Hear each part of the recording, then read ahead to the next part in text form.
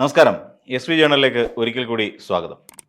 എപ്പോഴും പറയാറുള്ളത് പോലെ തന്നെ നമ്മുടെ വീഡിയോയുമായി ബന്ധപ്പെട്ടിട്ടുള്ള നിങ്ങളുടെ അഭിപ്രായങ്ങളും അഭിപ്രായ വ്യത്യാസങ്ങളും കമൻറ്റുകളായി രേഖപ്പെടുത്തുക.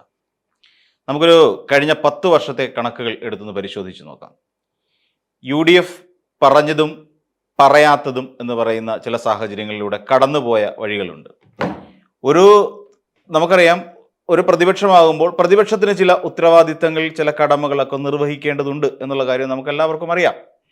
എന്നാൽ ഇവിടെ എന്താണ് സംഭവിച്ചത് എന്ന് നോക്കാം. പ്രതിപക്ഷം ഉത്തരവാദിത്തങ്ങൾ പൂർണ്ണമായി നിർവഹിച്ചോ? ഇല്ല. കാരണം എന്താണെന്ന് നമുക്ക് എല്ലാവർക്കും അറിയാം. അവിടെ ഏതെങ്കിലും ഒരു മന്ത്രിയുടെ പേരിൽ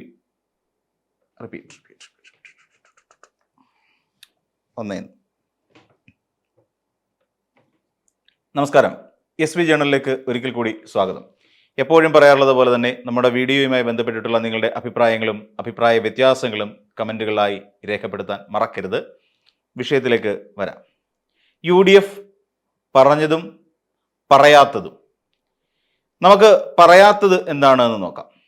നമ്മുടെ ഇതുവരെയുള്ള കാലഘട്ടം ഏകദേശം 10 വർഷം ഇടതുപക്ഷ സർക്കാർ പൂർത്തിയാക്കാൻ പോകുന്നു. ഈ 10 വർഷത്തിനകത്ത് പലപ്പോഴും മുഖ്യമന്ത്രി അടക്കം രാജിവെക്കണം എന്നുള്ള ആവശ്യം ഉയർത്തിക്കൊണ്ട് പ്രതിപക്ഷം നിരവധി സമരങ്ങൾ നടത്തിയിട്ടുണ്ട്. എന്നാൽ ആ സമരങ്ങൾ മുഖ്യമന്ത്രി രാജിവെക്കണമെന്ന് പറയുമ്പോഴും എന്തിന് രാജിവെക്കണം എന്നൊരു ചോദ്യം നമ്മുടെ മുന്നിലുണ്ടായിരുന്നു. ലോക്സഭാ തെരഞ്ഞെടുപ്പിൽ പരാജയപ്പെടുമ്പോൾ അതിൻ്റെ ഉത്തരവാദിത്തം ഏറ്റെടുത്തുകൊണ്ട് മുഖ്യമന്ത്രി രാജിവെക്കണം. പിന്നീട് തദ്ദേശ തെരഞ്ഞെടുപ്പിൽ തോൽവി ഉണ്ടാകുമ്പോൾ അതിൻ്റെ ഉത്തരവാദിത്തം ഏറ്റെടുത്തുകൊണ്ട് മുഖ്യമന്ത്രി രാജിവെക്കണം.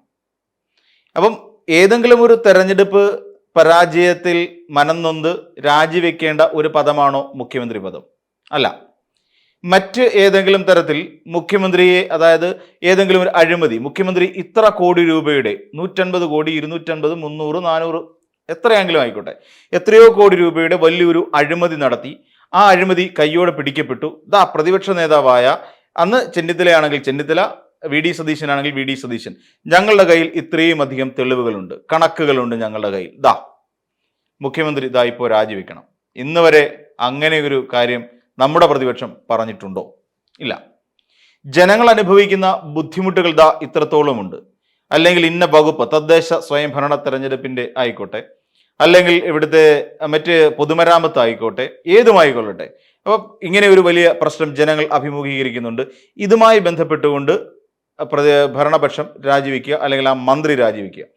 അങ്ങനെ ഒരു മന്ത്രിയുമായി ബന്ധപ്പെടുത്തിക്കൊണ്ട് ഏതെങ്കിലും തരത്തിലുള്ള ഒരു ആരോപണം, അഴിമതി ആരോപണമോ അതല്ലെങ്കിൽ ആ അഴിമതി ആരോപണത്തിന് പിൻപറ്റിക്കൊണ്ട് ഒരു വലിയ തെളിവുകളോ ഹാജരാക്കാൻ കഴിഞ്ഞിട്ടുണ്ടോ? ഇല്ല. അപ്പം ഇതും പറഞ്ഞിട്ടില്ല.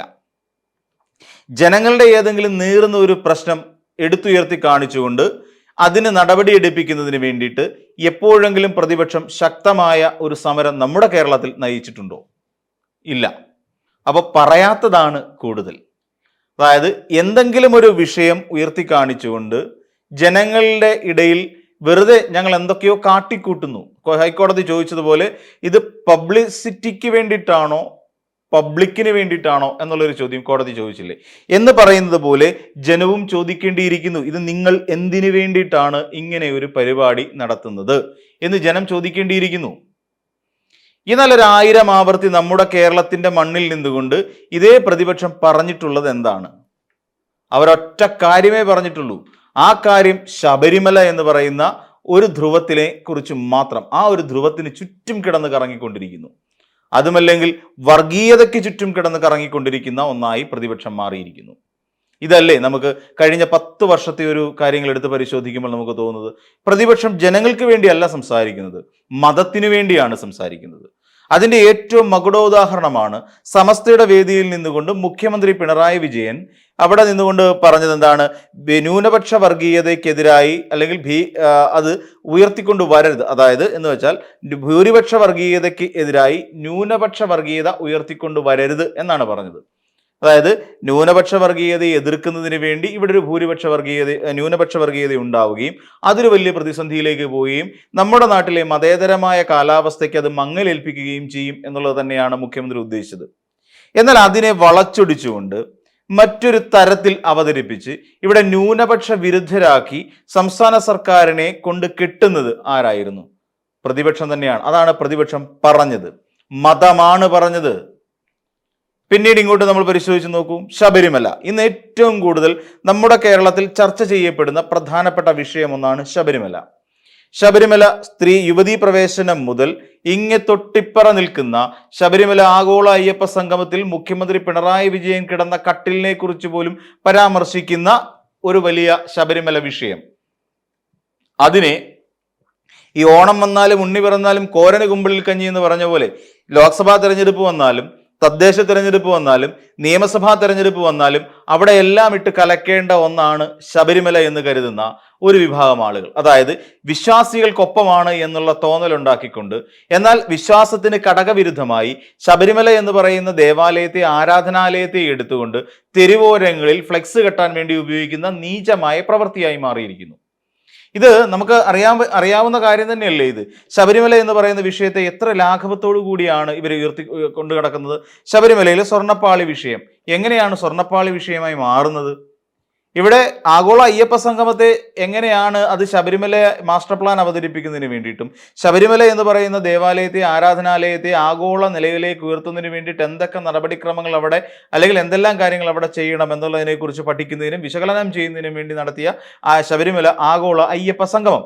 ആ അയ്യപ്പ സംഗമത്തെ ഈ രീതിയിലാക്കി തീർക്കുകയും അതിന് തൊട്ടു പിന്നാലെ അതിൻ്റെ ശോഭ കെടുത്തതിന് വേണ്ടിയിട്ട് ഈ ഉണ്ണികൃഷ്ണൻ പോറ്റിക്ക് തന്നെ അറിയാമായിരുന്ന ദ്വാരപാലക ശില്പത്തിന്റെ പീഠം മോഷണം പോയി, അല്ലെങ്കിൽ കളവ് പോയി, അല്ലെങ്കിൽ മോഷ്ടിച്ചുകൊണ്ട് പോയി എന്നൊരു ആരോപണം ഉയർത്തുകയും ഒടുവിൽ അത് ഉണ്ണികൃഷ്ണൻ പോറ്റിയുടെ വീട്ടിൽ നിന്ന് കണ്ടെത്തുകയും ചെയ്തു. പക്ഷേ ഇതിന്റെ പദ്ധതി ആസൂത്രണം ചെയ്തവർ കരുതിയത് കേവലം ആ പീഠത്തിൽ അവസാനിക്കും എന്ന് തന്നെയായിരുന്നു. പക്ഷേ അവർക്ക് കൈവിട്ടുപോയി എന്ന തോന്നലുണ്ടാകുന്നത് ഹൈക്കോടതിയുടെ ഇടപെടൽ കൂടി ഉണ്ടായപ്പോഴാണ്. അങ്ങനെ ഹൈക്കോടതി ഇടപെടുന്നു. അത് വലിയ സ്വർണ്ണപ്പാളി വിഷയത്തിലേക്ക് പോകുന്നു. ഏറ്റവും ഒടുവിൽ UDF നേതാക്കന്മാരും എന്തിന് കോൺഗ്രസിന്റെ ഉന്നത സ്ഥാനത്തിരിക്കുന്ന ഒരു നേതാവ് പോലും കുറ്റക്കാരിയാകും എന്നുള്ളൊരു സ്ഥിതിവിശേഷം വരെ എത്തി നിൽക്കുന്ന സാഹചര്യം. അപ്പോൾ ശബരിമലയെ ഉയർത്തിക്കൊണ്ടുവരിക. ഇപ്പൊ ദാ കിട്ടിയിരിക്കുകയാണ്, സ്വർണ്ണപ്പാളി വിഷയം കഴിയുന്നു. ശബരിമല ആഗോള അയ്യപ്പ സംഗമത്തിന്റെ ഓഡിറ്റ് റിപ്പോർട്ടിലുള്ള ക്രമക്കേടുകളെ കുറിച്ച്. ഈ ഓഡിറ്റ് റിപ്പോർട്ട് തന്നെ അത് വിശ്വസിക്കാൻ കൊള്ളില്ല എന്നും അതിന്റെ കണക്കുകൾ, വരവ് ചെലവുകളെല്ലാം ഇതുവരെ ശരിക്കും കണക്ക് കൂട്ടി വെച്ചിട്ടില്ല എന്നും എന്നുള്ള റിപ്പോർട്ടുകൾ വന്നു കഴിഞ്ഞു. ആ ഓഡിറ്റ് റിപ്പോർട്ടിൽ തന്നെ പിശകുകളുണ്ട്.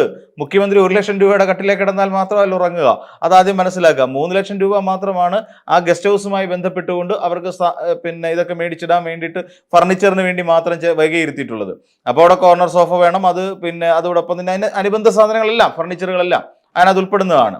അപ്പോൾ അതിൽ മുഖ്യമന്ത്രിക്ക് 1 ലക്ഷം രൂപയുടെ കട്ടിൽ എന്താ അല്ലേ? ഈ രീതിയിലൊക്കെയാണ് ഓഡിറ്റ് റിപ്പോർട്ടിൽ വന്നത്. അതെടുത്ത് ഉയർത്തി കാണിച്ചുകൊണ്ട് മാധ്യമങ്ങൾ കുറച്ച് പേർ ഇറങ്ങുന്നു. അതായത് എങ്ങനെ വന്നു കഴിഞ്ഞാലും ശബരിമല തന്നെ ആയിരിക്കണം ഇവിടെ മുഖ്യ അജണ്ട. ഇന്ന് നമ്മൾ നോക്കിക്കഴിഞ്ഞാൽ അറിയാം, പുനഃപരിശോധനാ ഹർജി പരിഗണിക്കുകയാണ് സുപ്രീം കോടതി ശബരിമല യുവതീ പ്രവേശനവുമായി ബന്ധപ്പെട്ടുകൊണ്ട്. എന്തിനാണ് പുനഃപരിശോധനാ ഹർജി? സംസ്ഥാന സർക്കാർ ആണോ പുനഃപരിശോധനാ ഹർജി കൊടുത്തത്? അല്ല. ആ പുനഃപരിശോധനാ ഹർജി എന്തിനാണ് കൊടുക്കുക? പറയുന്ന സുപ്രീം കോടതി പുറപ്പെടുവിച്ചിരിക്കുന്ന ആ ഒരു വിധിയെ ഏതെങ്കിലും തരത്തിൽ, അല്ലെങ്കിൽ ഈ നമ്മുടെ ആചാരാനുഷ്ഠാനവുമായി ബന്ധപ്പെടുത്തിക്കൊണ്ട് കോടതി തന്നെ പുനഃപരിശോധിക്കുകയാണ്. ചെയ്തത് ശരിയാണോ തെറ്റാണോ, സത്യവാങ്മൂലങ്ങൾ പരിഗണിക്കണം, ചിലരുടെ വാദഗതികൾ പരിശോധിക്കണം. ഇതെല്ലാം ആകത്തുക പരിശോധിച്ചുകൊണ്ട് ഇതിങ്ങനെ ഒന്നാക്കി അത് ശരിയാണോ തെറ്റാണോ എന്ന് പുനഃപരിശോധിക്കുക. ഇതാണ് സുപ്രീം കോടതി തീരുമാനിച്ചിരിക്കുന്നത്. അതേസമയം ഇവിടെ സർക്കാരിന്റെ ഒരു നിലപാട് കൂടി അറിയിക്കണം. ആ നിലപാട് അറിയിക്കുന്നതിന് മാർച്ച് 14 വരെ ഡേറ്റ് വെച്ചിട്ടുണ്ട്. അതിനുള്ളിൽ സർക്കാർ നിലപാട് അറിയിച്ചാൽ മതി എന്നുള്ളതാണ് വാസ്തവം. അപ്പോൾ അവിടെ എന്താണ്, സർക്കാർ ധൈര്യം ഉണ്ടെങ്കിൽ ചെയ്യൂ, ചങ്കൂറ്റം ഉണ്ടെങ്കിൽ ചെയ്യൂ എന്നൊക്കെ നമ്മുടെ സർക്കാരിനെതിരെ വെല്ലുവിളി. ഇവിടെ 1 മാസം സമയം കിടക്കുന്നു.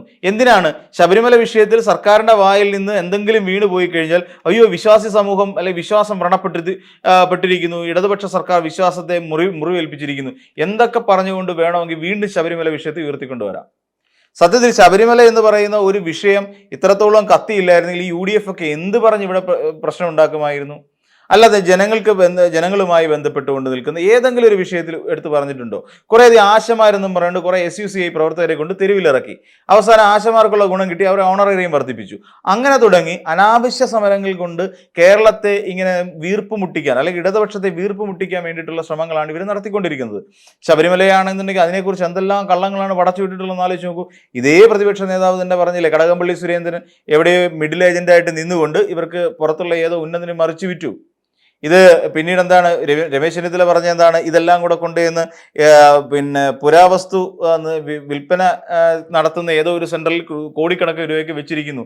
ആ ഒരു വ്യവസായി പറഞ്ഞു. ആ വ്യവസായി ഏറ്റവും അവസാനം SIT ആയിട്ട് മൊഴി കൊടുത്തു.